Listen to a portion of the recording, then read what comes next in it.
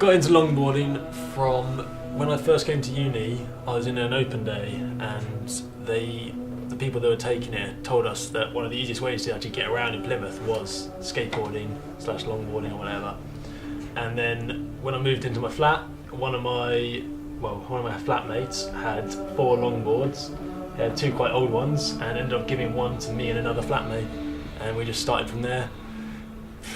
Just thought it'd be a good way of getting around, a bit of fun.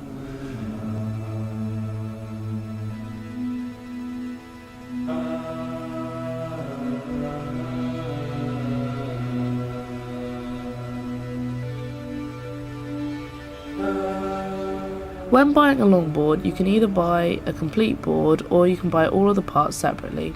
Either way, when looking at longboards, you have to bear in mind that each part comes in many variations depending upon what you want it to do. The first thing is the wheel. Comes in quite a lot of variations. The first thing to think about is the hardness and also the set of the wheel. Hard wheels wear down less easily but slide better, whereas soft wheels wear down more easily but grip better. However, they do not last as long. Small wheels can go faster as they have less contact, which means less friction. This also gives you the ability to slide earlier. Large wheels have more contact with the ground.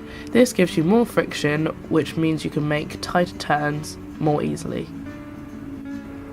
Centre set is where the wheel is set in the middle where it fixes to the axle. This means that the wheel can be rotated so that if coning occurs, you can wear the wheel down evenly on both sides, both prolonging the life of the wheels and keeping the wheels smooth to improve traction. An offset wheel gives you the opportunity to change the wheelbase length. A narrower wheelbase length means you have more speed but less traction, whereas a wider wheelbase length gives you better traction but less speed. Once you've decided what wheel you need to think about bearings. These basically allow the wheel to spin. The more expensive the bearings usually mean the less resistance they have. The best bearings to get usually are red ones, but you can get ceramic ones which cost up to £200. You buy a set of 8, which means that you have 2 for each wheel, which keeps the wheel stable. Once you've got your wheels and your bearings together, you can then put them on the trucks. The trucks are used for turning the board. They pivot on the 2 points, which are connected and cushioned by the bushings. Now, bushings are the same as the wheels. You can get them in different harnesses, different shapes, different sizes, all depending on what you want to do. You can get them cone shape, like that, so then they pivot on a smaller area and they can turn much easier, or you can just get the flat ones, which are more stable. There are 3 main different styles of decks: drop decks, top riders, and drop-through decks. The lowering of a drop deck offers stability as it is close to the ground, lowering the centre of gravity. This makes drop decks a good choice at faster speeds. Top riders offer better turning as they pivot more.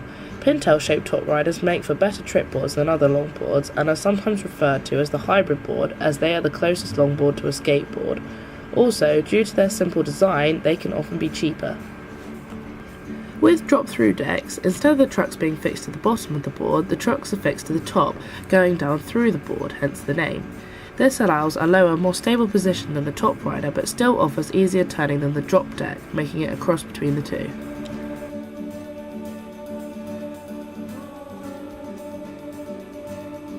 My first one, because I didn't really know what I was doing, I did buy it as a whole board, trucks, wheels, everything, and then when I started getting into it, I knew more what parts of longboard I wanted to do. Like I started doing downhill speed racing and stuff. I started buying more specific parts, specialised parts that just fit better for what I wanted to do. My first one was £200. Mine was about £150, and I just bought a new one for another £100, £120. And my second one was another £250.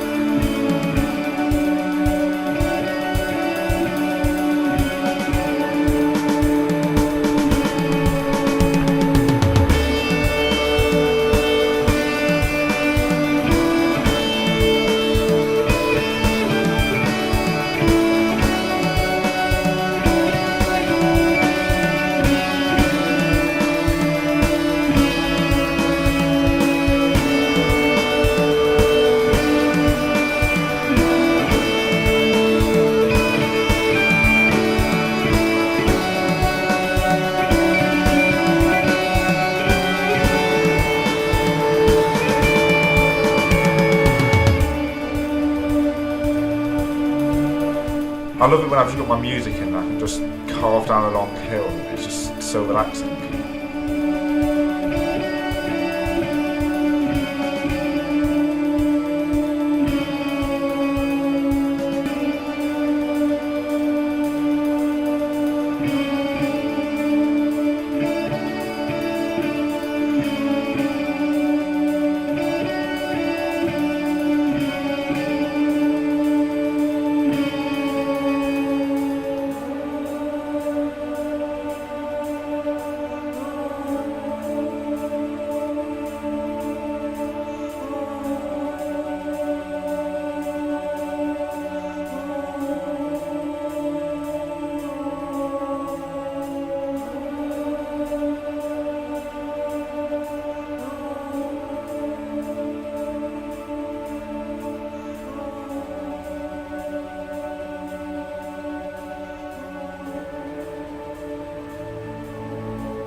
Through making this documentary, I've realised it's not just about the longboarding, it's about the friends you make through it, sharing interests with them, and ultimately, having fun.